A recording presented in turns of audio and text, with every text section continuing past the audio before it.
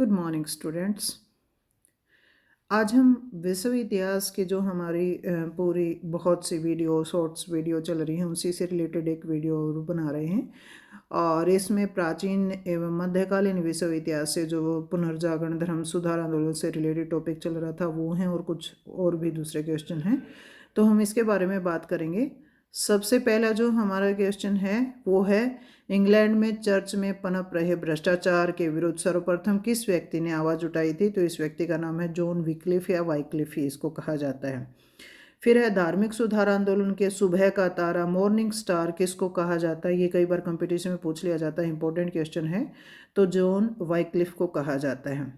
फिर है, society of Jesus अथवा जेसुएट संघ, ये इंपॉर्टेंट है भाई, बहुत बार ये क्या है आपका कंपटीशन में आता ही आता है। 1540 में इसकी स्थापना की गई थी। किसके द्वारा की गई थी?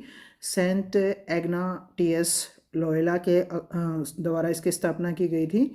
और ये क्या करता है, कैथोलिक चर्च का जो खोया हुआ सम्मान है या बहुत से इसमें आडंबर आ गए थे, उसको वापस प्राप्त करने के लिए इस संगठन की या इस संघ की स्थापना की गई थी। उसके बाद नेक्स्ट है हमारा जेरूसिया। अब देखिए, जेरूसिया के बारे में अगर हम बात करें तो लौह युगीन जो यूनानी सभ्यता है उसमें स्पार्टा और एथेंस दो प्रमुख नगर राज्य थे। तो स्पार्टा नगर राज्य की जो सीनेट होती थी, जो राजा को सलाह देने का या उसकी सहायता करने का काम करती थी, उसको जेरूसिया कहा जाता था। फिर है डेलियन संघ। ईरानी आक्रमणों का सामना करने के लिए यूनानी नगर राज्यों ने एथेंस के नेतृत्व में एक संघ बनाया था जिसको डेलियन संघ कहा जाता है। और 480 में क्या किया गया था, इस संघ की स्थापना की गई थी। उसके बाद एक इम्पोर्टेंट रचना है भाई, बहुत बार आपके ये जो 5th सेमेस्टर है उसमें भी आ जाते हैं, कई बार क्वेश्चन में 2 नंबर में आया हुआ है भाई। तो ये आपका है द ट्रेजन वीमेन की रचना किसने की थी? यूरिपाइडीज ने की थी। फिर है इतिहास का पिता किसको कहा जाता है? इतिहास का पिता, इतिहास का पितामह, इतिहास का जनक। इतिहास शब्द का प्रयोग सबसे पहले किसने किया? तो ये हेरोडोटस है। और इसने एक पुस्तक भी लिखी थी हिस्टोरिका, जिसमें क्या है हमें सारी इनकी बातों की जानकारी मिलती है, और ये यूनान का रहने वाला था। उसके बाद नेक्स्ट है वैज्ञानिक इतिहास का पिता, और कहाँ? यूनान में। तो यूनान में वैज्ञानिक इतिहास का पिता किसको कहा जाता था? थ्यूरिफाइडीज को कहा जाता था। यूनान का रहने वाला ये था। रिपब्लिक पुस्तक किसके द्वारा लिखी गई है? प्लेटो के द्वारा लिखी गई है। फिर उसके बाद है ग्लेडिएटर। ग्लेडिएटर क्या था? रोमन साम्राज्य में जब हम प्राचीन विश्व इतिहास की सभ्यताएं पढ़ते हैं उसमें से एक रोमन साम्राज्य भी है, तो वहाँ एक तलवारबाजी का खेल होता था जिसको ग्लेडिएटर कह करके पुकारा जाता था। फिर है कोलिसियम। कोलिसियम क्या था? रोमन साम्राज्य में विशाल सर्कस या प्रांगण होता था सर्कस का, उसका कोलिसियम कह करके उसको पुकारा गया है। फिर है केवेस्टर। केवेस्टर क्या था? रोमन साम्राज्य में कर इकट्ठा करने वाला जो अधिकारी होता था उसको केवेस्टर कह करके पुकारा गया था। उसके बाद नेक्स्ट देखते हैं केवेस्टर के बाद में कॉलेज। ये भी इम्पोर्टेंट है भाई, ये आपका कंपटीशन की बजाय आपका जो 2 मार्क्स के जो क्वेश्चन आते हैं पेपर में उसमें ये आया हुआ है आपका कॉलेज। तो रोमन साम्राज्य में सार्वजनिक धार्मिक कार्य करने के लिए, वैसे तो धार्मिक कार्य करने के लिए व्यक्ति भी होते थे, उसके अलावा कुछ धर्म समितियां बना रखी थी जिसको कॉलेज कहा जाता था। फिर है होमेज उत्सव। अब देखो, सामंतवादी व्यवस्था के बारे में हम बात करते हैं, फ्यूडलिज्म के बारे में हम बात करते हैं, और इसमें क्या है हमें पता है कि सामंत है और राजा उसको भूमि का टुकड़ा जिसको फीफ कहा जाता है वो देता है कुछ विशेष अवसर पर। तो जो अवसर होता था उसको होमेज उत्सव कह करके पुकारा गया है। फिर है मेनर। ये भी सामंतवादी व्यवस्था से जुड़ा है। मेनर क्या है? सामंतवादी व्यवस्था में जो कृषि योग्य जो गांव होते थे, एक गांव होता था, ये कई कई एकड़ का भी हो सकता था, इसको मेनर कहा जाता था। इसमें किसानों के, दासों के वो भी वहाँ रहते थे, सामंत का भी दुर्ग होता था, अन्य जो उद्योग थे वो भी होते थे, और एक चर्च भी होता था। उसके अलावा है नेक्स्ट हमारा बेनिफिस। बेनिफिस क्या था?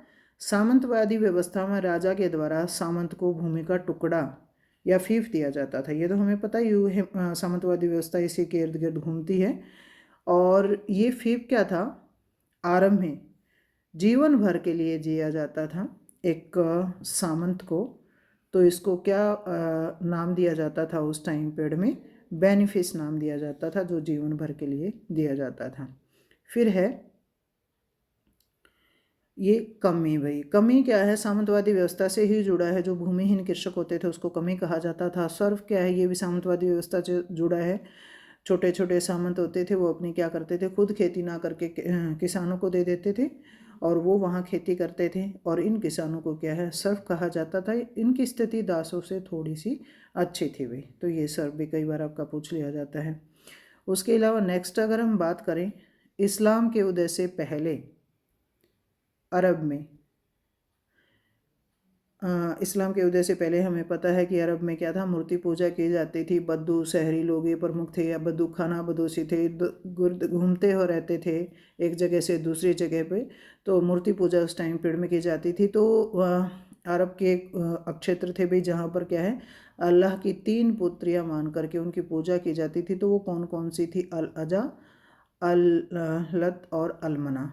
ये 3 नाम आपके यहाँ दे रखे हैं भाई हमने, जो पूछे जाते हैं आपके कई बार।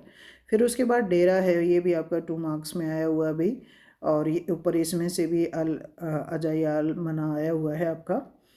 तो अरब समाज में प्रत्येक, अब देखो अरब समाज में क्या है, कौन रक्त संबंध से जुड़े हुए थे, तो प्रत्येक परिवार का एक खेमा होता था, और कई खेमों को मिला करके क्या है, एक डेरा बनता था, और इसको हे नाम भी दिया जाता था।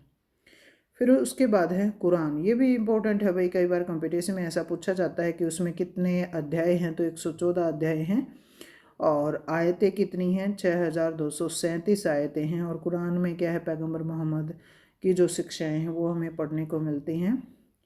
इस्लाम धर्म का या मुस्लिम धर्म का क्या है, पवित्र ग्रंथ ये माना जाता है। उसके अलावा है नेक्स्ट जो हमारा है ओल्ड टेस्टामेंट, और ये भी बहुत बार आपका पूछा जाता है भाई, ओल्ड टेस्टामेंट क्या है, न्यू टेस्टामेंट क्या है? तो ओल्ड टेस्टामेंट है क्या? ईसाई बाइबल के 2 भाग बताए गए हैं। पहला जो भाग है, इसमें पूर्वार्ध भाग को क्या है, ओल्ड टेस्टामेंट कह करके पुकारा गया है, और मुख्य रूप से हिब्रू बाइबल या तनक की 24 पुस्तकों पर यह आधारित है। इसको ओल्ड टेस्टामेंट का नाम दिया गया है। न्यू टेस्टामेंट क्या है? ईसाई धर्म के प्रमुख ग्रंथ बाइबल का ये दूसरा भाग है, और इसमें क्या है, ईसा मसीह के जीवन, शिक्षाएं और उनके शिष्यों के जो काम है उसके बारे में जानकारी हमें प्राप्त होती है। उसके बाद नेक्स्ट है हमारा मजलिस सूरा। ये भी इम्पोर्टेंट है भाई। अब इसमें हमें क्या जानकारी मिलती है मजलिस सूरा में? इस्लामिक समाज में ये क्या थी, एक परिषद थी भी, परामर्शदात्री परिषद इसको कह करके पुकारा जाता है। खलीफा को प्रशासनिक जो समस्याएं थी उसमें सलाह देने का काम इसका होता था भाई। फिर है मुहाजिरीन, ये भी कई बार कंपटीशन में भी पूछ लिया जाता है।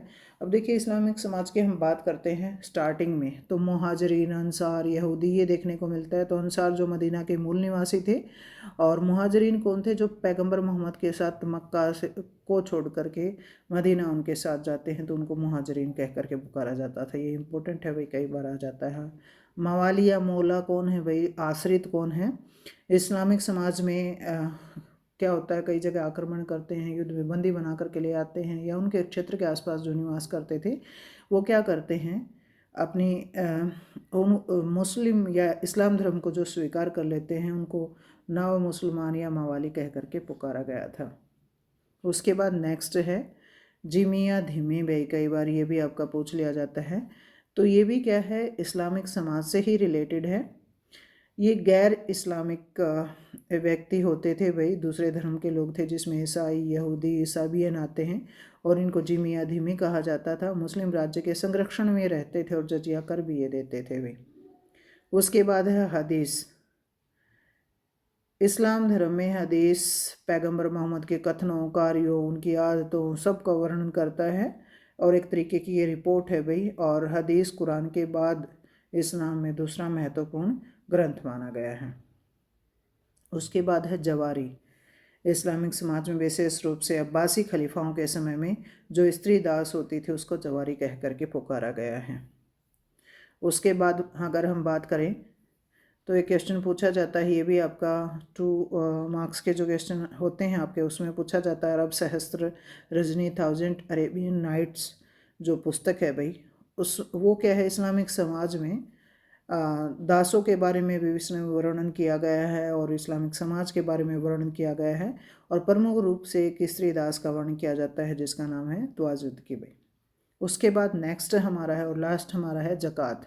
वैसे देखो, अब जब हम विश्व इतिहास की बात करते हैं और इसमें इस्लामिक समाज को हम पढ़ते हैं तो हमें 3-4 करों के बारे में जानकारी प्राप्त होती है। जैसे ज़कात का वर्णन हमने कर रखा है, कई जगह सदकात भी मिल जाता है, कई जगह हमें सदकात के अलावा ज़कात है, जजिया है जो गैर मुसलमानों से लिया जाता है, उसके अलावा खुम्स भी मिल जाता है और इसके अलावा भी बहुत से ऐसे कर हैं। तो ये ज़कात क्या है, इस्लामिक समाज में मुसलमानों से जो निर्धन कर लिया जाता था, मतलब जो निर्धन मुसलमान हैं उनको दिया जाता था, उनकी सहायता की जाती थी इनसे लेकर के। तो ये क्या है, ज़कात कर कहा जाता था इसको, जो मुसलमानों से लिया जाता था भाई। तो ये हमारे जो एंशियंट और मिडवल इंडिया जो है, एंशियंट और मिडवल वर्ल्ड से रिलेटेड क्या है क्वेश्चन इसमें सारे के सारे दे रखे हैं भाई, पहले भी आए हुए हैं और कुछ यहाँ भी दे रखे हैं।